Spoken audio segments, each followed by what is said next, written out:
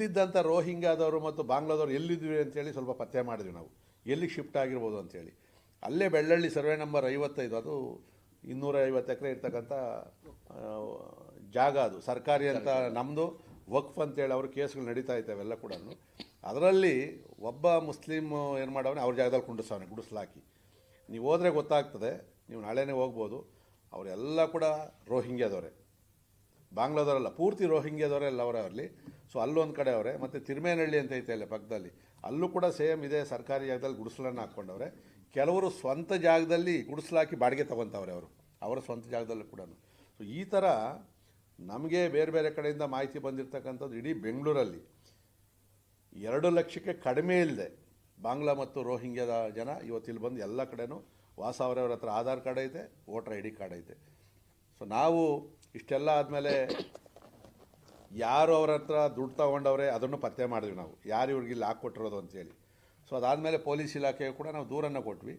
ನೀವು ಈ ಥರ ಯಾರಿಲ್ಲಿ ಗುಡಿಸಲನ್ನು ಹಾಕ್ಕೊಟ್ಟವ್ರೆ ಅವ್ರು ನೀವೇನು ಕ್ರಮ ತೊಗೊಂಡಿದ್ದೀರಿ ಅಂತೇಳಿ. ತಕ್ಷಣ ಪೊಲೀಸು ಅಧಿಕಾರಿಗಳು 4 ಜನಗಳ ಮೇಲೆ FIR ಮಾಡಿ, ಅಂದರೆ ಅಲ್ಲಿ ವಿಚಾರ ಮಾಡವ್ರೆ, ಅಲ್ಲಿನ ಯಾರು ಗುಡಿಸ್ಲಾಕಿದ್ರು ಅವ್ರು ಹೌದು ನಮ್ಗೆ ಇಂತಿಂಥವ್ರು ದುಡ್ಡು ಕೊಟ್ಟರು, ಅವರೇ ಬಂದು ಗುಡಿಸ್ಲಾಕಿ ನಾವು ರೆಕಾರ್ಡ್ ಮಾಡ್ಕೊಡ್ತೀವಿ ಅಂತ ಹೇಳಿದ್ರು.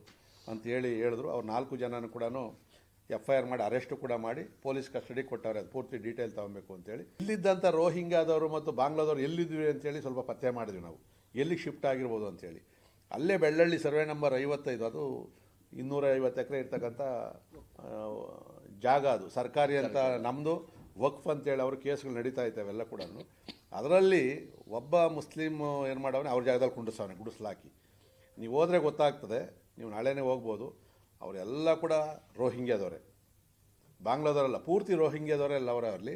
ಸೊ ಅಲ್ಲೊಂದು ಕಡೆ ಅವರೇ, ಮತ್ತು ತಿರುಮೇನಹಳ್ಳಿ ಅಂತ ಐತೆ ಅಲ್ಲೇ ಪಕ್ಕದಲ್ಲಿ, ಅಲ್ಲೂ ಕೂಡ ಸೇಮ್ ಇದೇ ಸರ್ಕಾರಿ ಜಾಗದಲ್ಲಿ ಗುಡಿಸಲನ್ನು ಹಾಕ್ಕೊಂಡವ್ರೆ. ಕೆಲವರು ಸ್ವಂತ ಜಾಗದಲ್ಲಿ ಗುಡಿಸ್ಲಾಕಿ ಬಾಡಿಗೆ ತೊಗೊತವ್ರೆ ಅವರ ಸ್ವಂತ ಜಾಗದಲ್ಲೂ ಕೂಡ.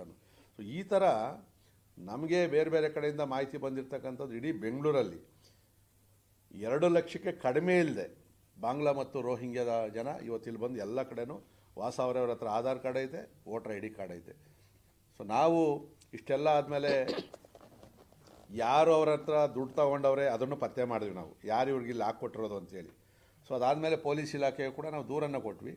ನೀವು ಈ ಥರ ಯಾರಿಲ್ಲಿ ಗುಡಿಸಲನ್ನು ಹಾಕ್ಕೊಟ್ಟವ್ರೆ ಅವ್ರು ನೀವೇನು ಕ್ರಮ ತೊಗೊಂಡಿದ್ದೀರಿ ಅಂತೇಳಿ. ತಕ್ಷಣ ಪೊಲೀಸು ಅಧಿಕಾರಿಗಳು 4 ಜನಗಳ ಮೇಲೆ FIR ಮಾಡಿ, ಅಂದರೆ ಅಲ್ಲಿ ವಿಚಾರ ಮಾಡವ್ರೆ, ಅಲ್ಲಿನ ಯಾರು ಗುಡಿಸ್ಲಾಕಿದ್ರು ಅವ್ರು ಹೌದು ನಮ್ಗೆ ಇಂತಿಂಥವ್ರು ದುಡ್ಡು ಕೊಟ್ಟರು, ಅವರೇ ಬಂದು ಗುಡಿಸ್ಲಾಕಿ ನಾವು ರೆಕಾರ್ಡ್ ಮಾಡ್ಕೊಡ್ತೀವಿ ಅಂತ ಹೇಳಿದ್ರು.